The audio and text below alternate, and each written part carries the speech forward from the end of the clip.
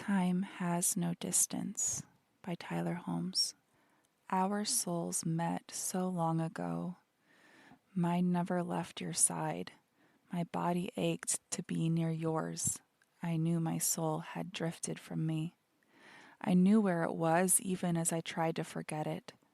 The pain of losing you to distance was too much for my mind to bear. I never stopped loving you. For years I walked around missing something, missing my passions, desires, missing romantic love.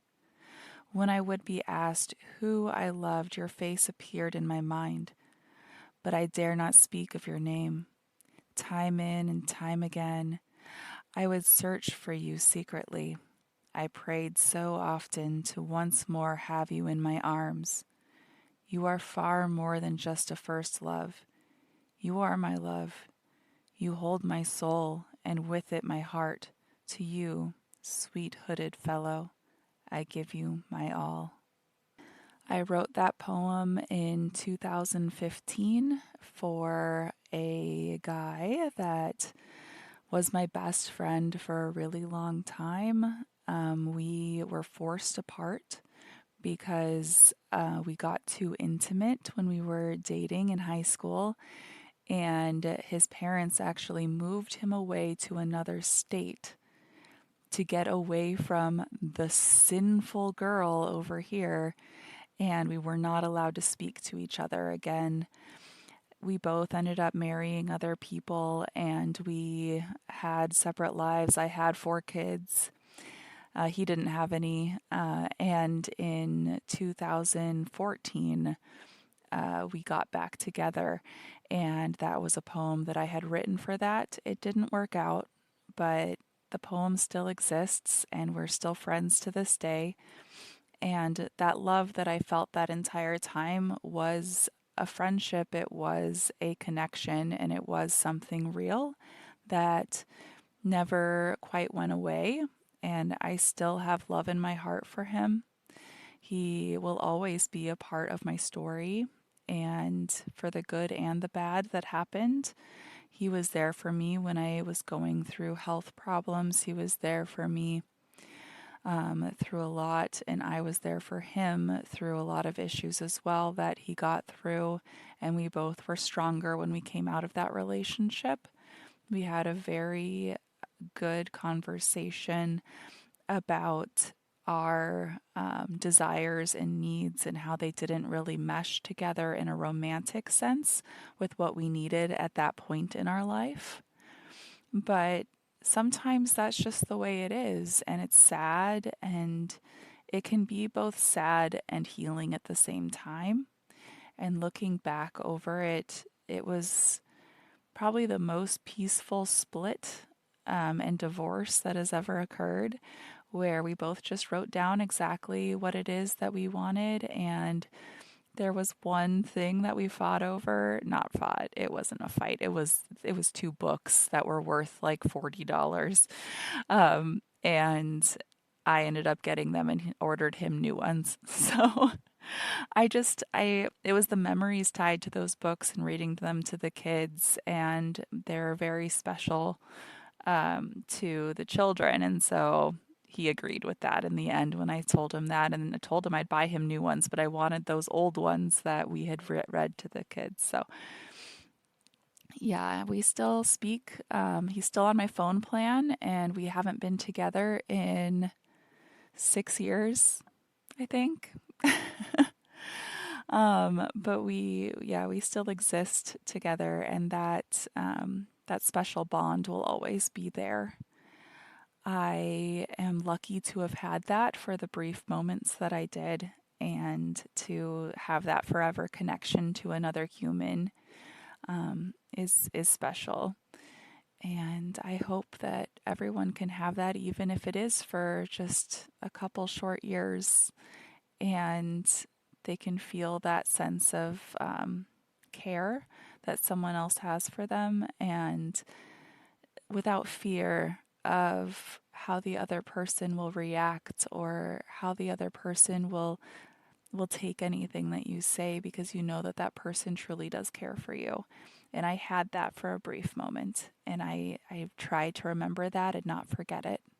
I have gone through so much of the opposite where I am scared and I fear expressing myself. I fear confronting the other person with anything, and that I'm conflicted in myself because I want to stand true and knowing how I should be treated and how I should be talked to, and then fighting that fear as well of talking to that other person at the same time about it, knowing that it most likely is not going to go well, and that I'm not only going to not get my needs met, but going to get the opposite of my needs met. And that is painful. That is something that I wouldn't wish on anyone because there's one thing to not be getting certain needs met at all. And like by voicing them or not voicing them and them not following through with your love languages or whatever that is. But what I'm talking about is someone actively doing the opposite of what it is that you're needing. So if you're needing closeness, you're needing to be held, you're needing to be told that it's going to be okay, that you're loved, that you're cared for, and that even if they're upset and even if there's troubles right now, that they're not going anywhere and that they love you. And they turn around and leave and text you horrible things about yourself, tell you how you're not good enough, how you're not measuring up, how refusing to tell you that you're loved, refusing to tell you anything positive about yourself when you just told them that that was what you needed. And I'm not saying that someone can't take time and space to come back and do that. That's fine. That's okay. It's them actively doing the opposite, not telling you when they're going to be back, just leaving, then making it clear that instead of being like, yes, I want to resolve this, saying, well, you can leave. You can break up with me. You can choose that when you're begging that other person to just be there, to just exist with you, to just hold you, to just let you know that you're important, that you're special. And it hurts so bad when that other person tries to put it on you to make them leave, to try to put it on you to break up with them, to try to put it on you to disengage, and they act like it wouldn't be a problem for them. Like it wouldn't hurt them at all for that to be what you choose to do, and that that's what they're wanting you to do. When you're so desperately wanting the opposite, it hurts. It hurts so bad. And I just want you to know that you're not alone if you are going through that. And it is a very hard place to be in. And I understand that you can't always leave, that that isn't always an option, and that's not always what you want. And that you just want that person to see what they're doing to you, to see the pain that is there, to see the abandonment, to see how alone you feel, and care, show you, tell you, make you feel that care because you're feeling the opposite. When that person spends so much time and energy telling you all the terrible things, all of the opposite things, fighting you on your feelings, telling you why you shouldn't feel that way, turning it around on you, telling you how you're not good enough when you have been hurt by that other person. And all you want is to be wrapped up in that person who hurts you's arms. And they're doing the opposite to you again and hurting you on top of already being hurt. I've been there way too many times, and I'm just so scared. I'm scared of never having that feeling again that I had for that brief moment. Never having that safety and security and that feeling that that person is never going to want to leave you. I am terrified. And I have voiced this on TikTok. I have voiced this everywhere to my friends and of why I don't I don't seek that out because I am so scared of disappointment. I'm so scared of feeling that same way again. And I, at this point, feel like being alone and being wrapped up in my own feelings and my own healing, and that's less painful than getting into something where that person is going to just hurt you again. And I'm so torn right now. And reading that poem again from years ago, it kind of brought that back to me of that I do want that. I do want that connection, even if it's a friendship. Even if it is not romantic, even if it is not in any way a feeling of like that soulmate kind of feeling of love, romantic love.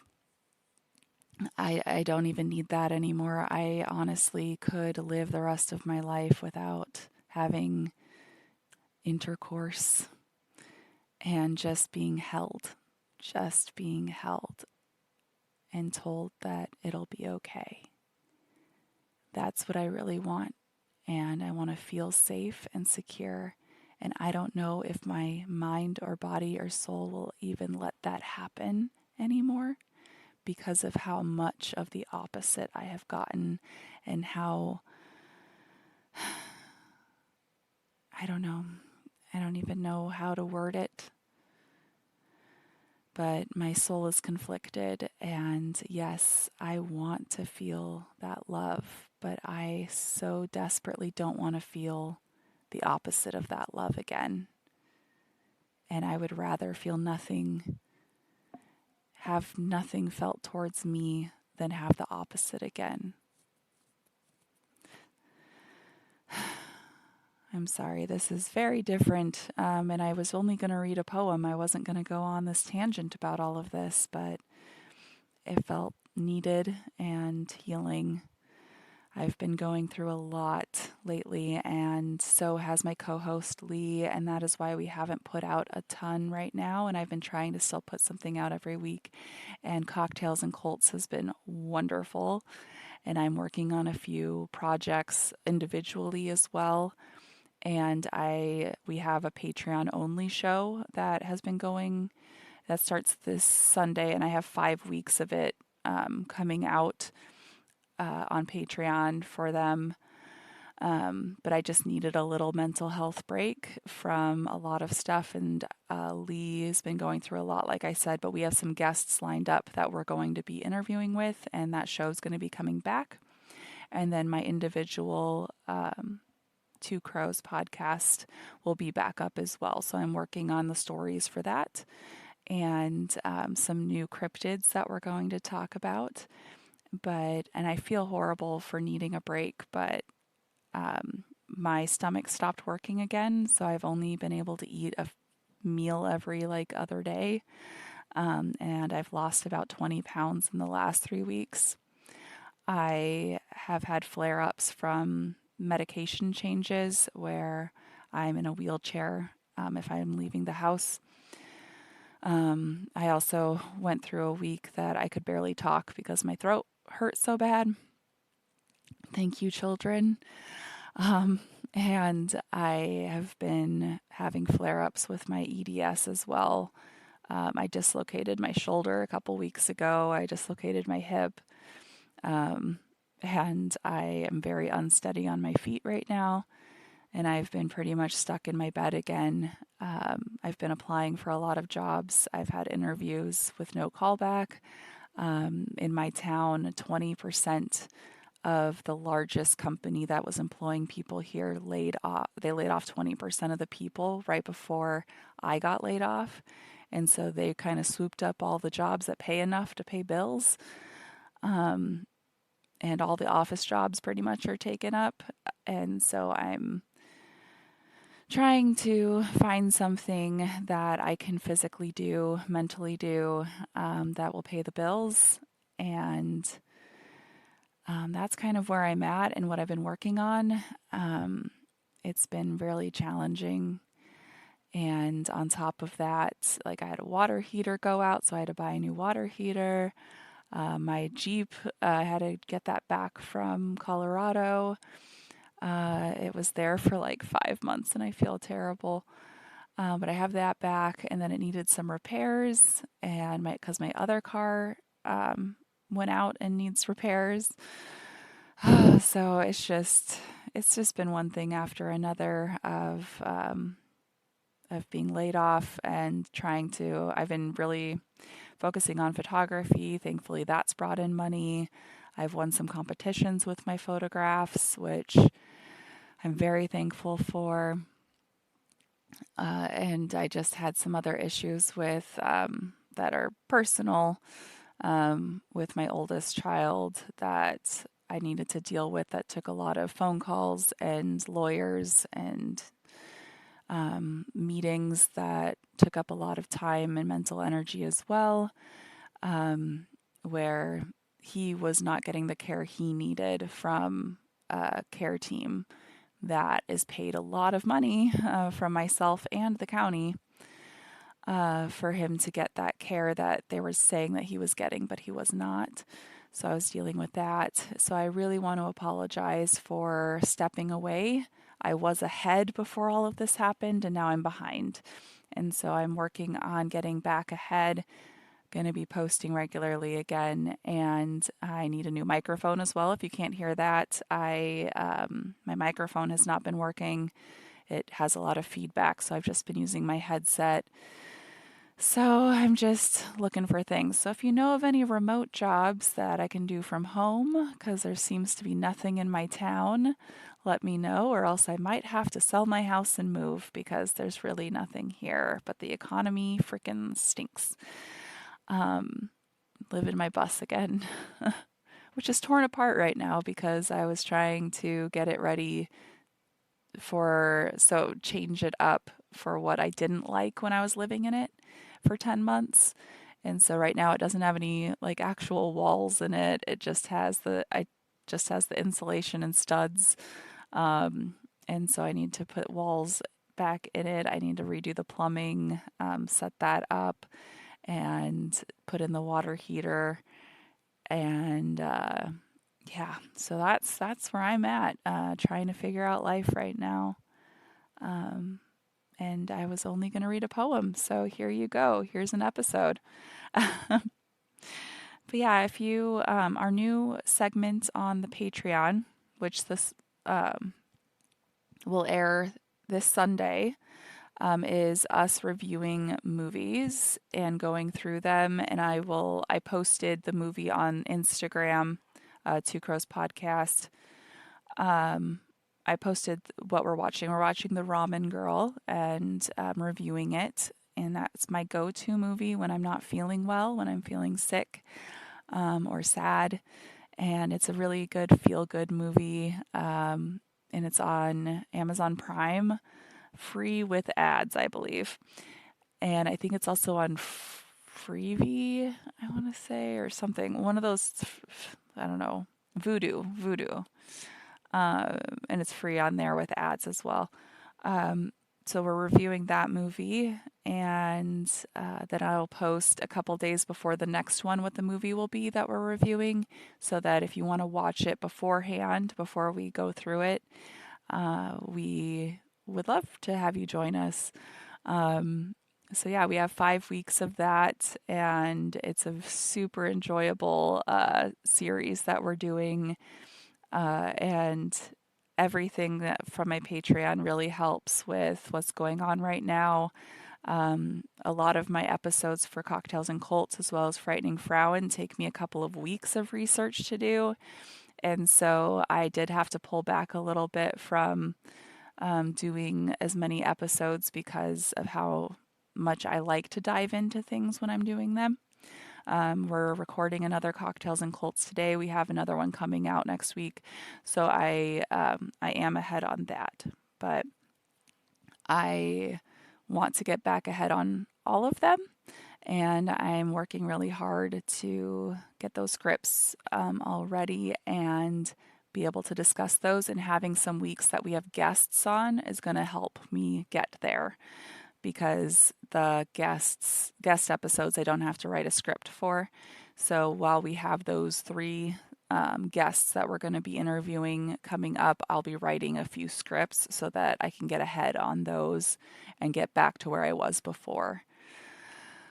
Well, I appreciate you listening and caring, and I've had people reach out to me because they've noticed that I haven't been putting out as much. And honestly, for my podcast being out for 7 months now and having over 100 episodes, I'm pretty sure that we're doing okay. So I just really needed a couple of weeks of just putting one episode out because I just needed to get caught back up. But I appreciate you all and the care and compassion. And I love you. Crow out.